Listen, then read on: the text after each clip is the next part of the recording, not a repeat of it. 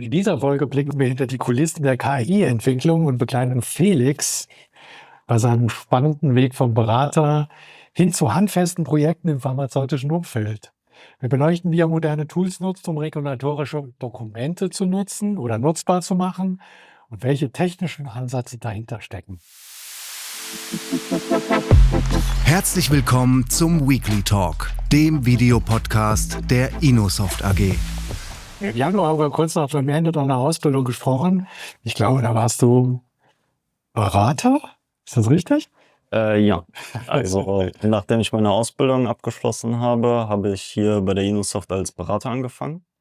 Mittlerweile bin ich aber im Development-Bereich als Entwickler tätig. Wie kam das? Also ich meine, hast du die Hand gehoben, hast gesagt, ich will lieber Entwickler als Berater werden oder sein?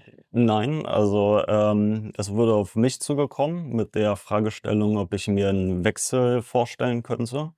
Und es hat sich einfach mit der Zeit so ein bisschen ergeben, dass ich mich eher um Beratertätigkeiten gekümmert habe und mir hat das auch gefallen und deswegen habe ich zugestimmt und bin mittlerweile ein Entwickler. War da sanfter Druck nötig oder hast du quasi selber auch so ein bisschen, ja, wie soll man sagen, gemerkt, dass so Entwicklungsaufgaben gut zu dir passen? Ja, also definitiv. Also, wenn ich entwickeln kann, programmieren kann, dann bin ich auf jeden Fall sehr glücklich. Das heißt, wenn wir das nächste Mal in einem halben Jahr sprechen, dann bist du immer noch Entwickler oder bist du dann in einer anderen Abteilung? Ich würde nicht sagen unbedingt, dass ich Entwickler bin. Das kann sich natürlich immer ändern und wenn man jetzt feststellt, dass mir das mit der Beratung doch besser liegt und ich das machen möchte, könnte ich auch wechseln. Braucht man so ein Etikett überhaupt oder so eine Rollenbeschreibung? Weil die Arbeit hat sich ja, sagen wir mal, so ein bisschen verändert. Überall ist ein bisschen Beratung drinne, bei der Entwicklung ist Beratung drinne und umgekehrt ist auch bei der Beratung Entwicklung drinne. Mhm. Also, hat sich das Berufsbild dann auch ein bisschen verschoben? Nicht mehr so trennscharf? Definitiv. Also, ich glaube, jeder Entwickler bei uns hat Kundenkontakt und redet mit Kunden, beratet vielleicht auch ein bisschen. Die Berater hingegen machen natürlich auch Entwicklungsaufgaben. Aber ich würde schon sagen, dass die Rolle eine gewisse Tendenz gibt, in welche Richtung man sich eher kümmert, aber so eine ganz klare Trennung gibt es nicht. Hat das ein bisschen auch mit der Aufgabenstellung zu tun, dass die ein bisschen komplexer geworden ist und man einerseits kundenseitig verstehen muss, worum der Kunde sich überhaupt, also wie die Aufgabenstellung da ausschaut, umgekehrt aber eben auch erklären muss, wie die Lösung dann entwickelt wird? Klar, also wenn man natürlich den Kundenkontakt sucht, was wir machen als Beratungsfirma, ist es wichtig, dass man viel Kundenkontakt hat. Das bedeutet natürlich auch, dass die Devs sich da nicht rausziehen können. Und dementsprechend mischt sich das so ein bisschen. Aber ja, ich würde schon sagen, dass man da eine gewisse Tendenz sehen kann. Hast du Kundenkontakt? Ja. Also, wir haben natürlich unsere wöchentlichen Meetings, in denen wir mit den Kunden reden. Wir besprechen Projekte. Wenn es Probleme gibt, werden natürlich auch Ideen gesucht. Da dürfen die Devs oder sollen die Devs sogar auch ihren Input geben, dass man sich gemeinsam eine Lösung finden kann. Und wenn der Kunde Fragen hat, dann stehe ich natürlich auch immer zur Verfügung, die Fragen zu beantworten. Was ist dann hier konkret also worum geht es in dem Projekt, wo du jetzt tätig bist? Also was ist die Overall-Aufgabenbeschreibung? Die Overall-Aufgabenbeschreibung ist, wir versuchen eine Lösung zu finden, um basierend auf Dokumenten Fragen zu beantworten. Und es gab dafür schon eine Lösung und jetzt iterieren wir als nächster Schritt sozusagen eine weiterentwickelte Form aus. Das heißt, der Kunde war mit dem ursprünglichen Ansatz nicht ganz zufrieden und hat sich dann überlegt, was man besser machen kann, ja, um die Ergebnismenge, wie soll man sagen, besser auch an den Benutzer zu bringen. Ich würde nicht sagen, dass der Kunde unzufrieden war, aber ich glaube, dass es immer, so wie Technologie sich entwickelt, neue Möglichkeiten gibt und dass der Kunde eben auch sehen möchte, ob man was verbessern kann. Was ist es dann konkret? Also wo liegt denn die Verbesserung? Konkret geht es darum, also es ist ein Chatbot, wie man sich Copilot vorstellen würde. Und man beantwortet Fragen, sucht Dokumente basierend eben auf den Dokumenten, die der Kunde bereitstellt. Ja. Und was sind das dann für Dokumente? Die kommen aus dem regulatorischen Umfeld? Genau, also es geht hauptsächlich um pharmazeutische Dokumente in Richtung SOPs, Patente alle möglichen Dokumente, die bei dem Kunden anfallen und womöglich interessant wären, darüber Fragen zu beantworten. Das heißt, die Mitarbeiter haben tatsächlich eine Fragestellung, die sich auf diesen Pool an Dokumenten oder auf den Pool von Dokumenten Genau. Also es konzentriert? kann sein, ich suche ein Dokument oder es kann sein, ich habe eine gewisse Frage, von der ich weiß, dass sie von den Dokumenten beantwortet wird. Ich kann mich nicht erinnern, also frage ich den Chatbot. Und das kann ja nun Copilot, das können ChatGPT in entsprechenden Implementierungen. Wo ist jetzt dann hier der Verbesserungsansatz? Also, was gefällt dem Kunden in der derzeitigen Umsetzung nicht? Wir haben Kontrolle darüber, wie wir die Dokumente an den Nutzer bringen. Das heißt, wir können genau zitieren, an welchen Stellen relevante Informationen sind und der Nutzer kann dann direkt diese Dokumente aufmachen und das an der richtigen Stelle. Ja, das heißt, ich kann mir das so vorstellen, ich stelle eine Frage, ich kriege eine Antwort und dann steht mehr oder weniger unten drunter oder durch welche Bereitstellung auch immer, wo das System die Information her hat und ich kann das im Dokument nachlesen. Kann man sich das so vorstellen? Genau. Okay. Und das ist jetzt tatsächlich eine Verbesserung im Sinne von, dass andere Werkzeuge das so nicht hinbekommen.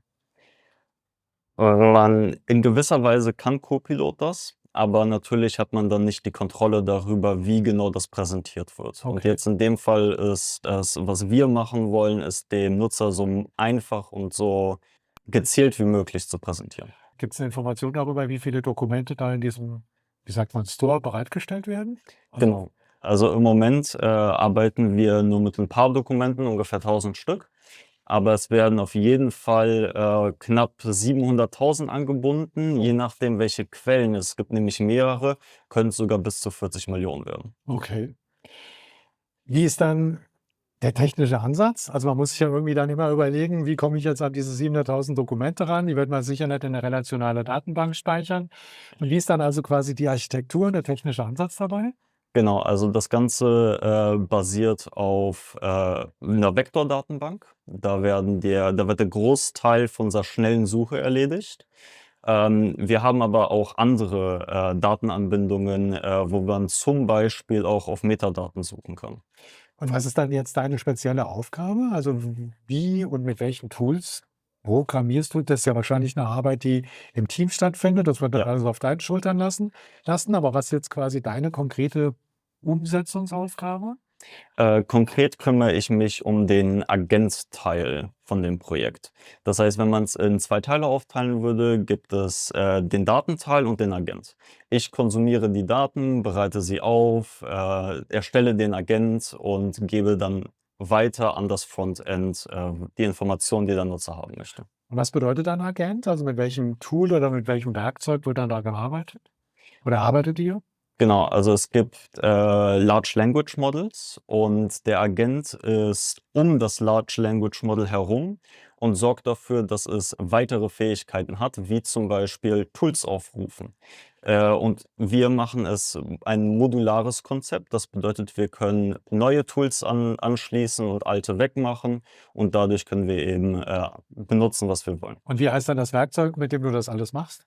Wir arbeiten im Moment LangChain, ist für unseren Agent das Framework. Und für die ganzen Tools, zum Beispiel für die Vektorsuche, benutzen wir OpenSearch.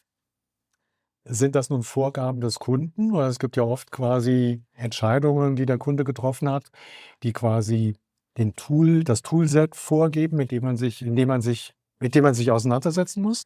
War das hier so oder ist das eine Wahl von uns gewesen, welches Tool verwandt wird? Das ist teilweise so. Im Endeffekt machen wir natürlich, was der Kunde haben möchte, aber wir sind auch im Gespräch zusammen mit dem Kunden. Und wenn er uns Fragen stellt, was kann man hier benutzen, geben wir den Kunden Optionen. Der Kunde darf im Endeffekt entscheiden. Ganz sicher. Die Da gibt's ja dann so eine gewisse Hochlaufkurve. Ich meine, wenn ich so 'n neues Framework oder 'ne neue Bibliothek oder 'n neues Tool kennenlerne, dann muss ich mich darin erst mal auskennen, einarbeiten. Wie schnell hat das funktioniert? Das hat die Einarbeitung dauert nicht allzu lange. Aber wenn man jetzt viele verschiedene Optionen hat und dann zum Beispiel 5 verschiedene Frameworks für Agenten sich anguckt, dann kann es schon mal lange dauern, bis man alle ausprobiert hat und genug sich eingearbeitet hat, damit man wirklich eine Empfehlung geben kann. Damit würde ich weitergehen, so kann man gut arbeiten.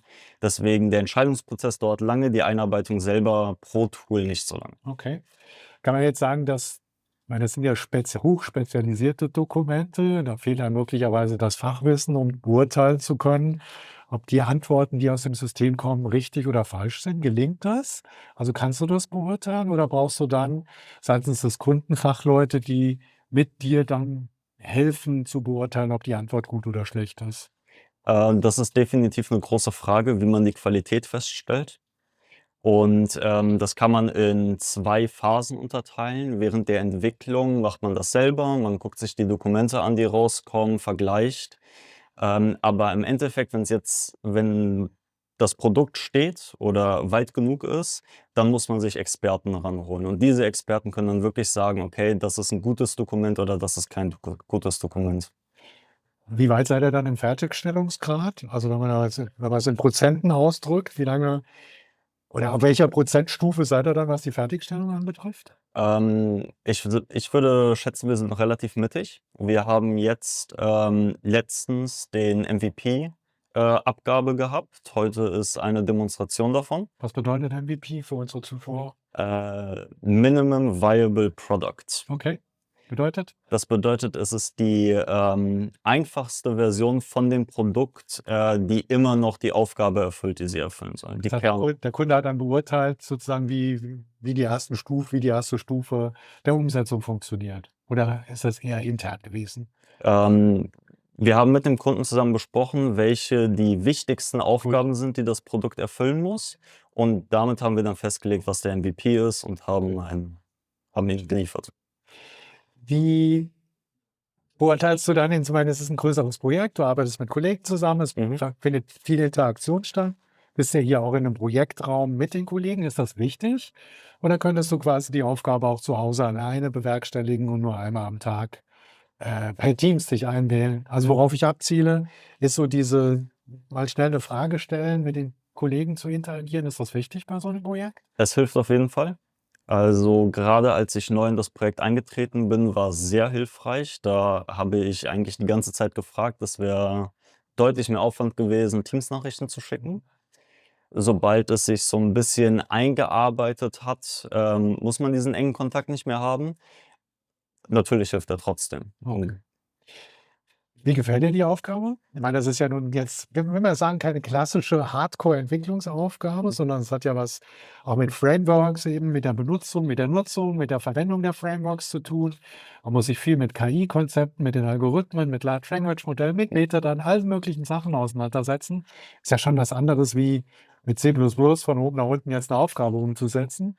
Also zurück zur Frage, wie gut gefällt dir das? Mir gefällt das Projekt sehr gut, muss ich sagen. Vielleicht sogar das beste Projekt, an dem ich bisher gearbeitet habe. Das Programmieren selber macht großen Spaß. Das Thema ist sehr interessant und die ganzen Tools, die man benutzt, finde ich auch einfach angenehm, sich da einzuarbeiten, auszuprobieren und was dazu zu lernen. Sehr gut. Das heißt, wollen wir in einem halben Jahr einen neuen Talk machen, dann ist die Wahrscheinlichkeit, dass du an der gleichen Stelle stehst, hoch oder mittel oder gering? Ich würde sagen, das hängt aber zum Großteil davon ab, was der Kunde haben möchte. Wir haben jetzt hier dein Pult auf Stehhöhe eingerichtet. Ist das deine normale Arbeitsposition? Also arbeitest du lieber im Stehen oder lieber im Sitzen? Ich arbeite grundsätzlich im Sitzen, aber ich gucke, dass ich mindestens so eine halbe Stunde am Tag stehe, damit ich einfach ein bisschen meinen Rücken entlaste. Okay, Und die Stehtische finde ich sehr angenehm. gut. Wobei hier der Raum, der ist wirklich auch sehr schön, weil viel Licht reinfällt. Wir mussten kein Kunstlicht aufbauen, konnten das ganz normale Tageslicht benutzen. Das ist ein schöner Raum eigentlich tatsächlich. Ja. Super, Felix. Vielen Dank. Viel Spaß weiter an deiner Arbeit. Wir haben jetzt nichts gezeigt, weil teilweise eben auch Dokumente da genutzt werden, die Datenschutz oder die bestimmten Sicherheitsanforderungen genügen. Da können wir also nicht öffentlich drüber sprechen, aber ich glaube, du hast ganz gut dargestellt, was du tust. Und insofern vielen Dank. Ich bedanke mich. Und Ihnen wie immer vielen Dank fürs Zuschauen. Das war eine kurze Folge heute. Wie immer, wie wir das nennen, ein Blick über die Schultern. Bleiben Sie gesund und uns gewogen. Und bis zum nächsten Mal.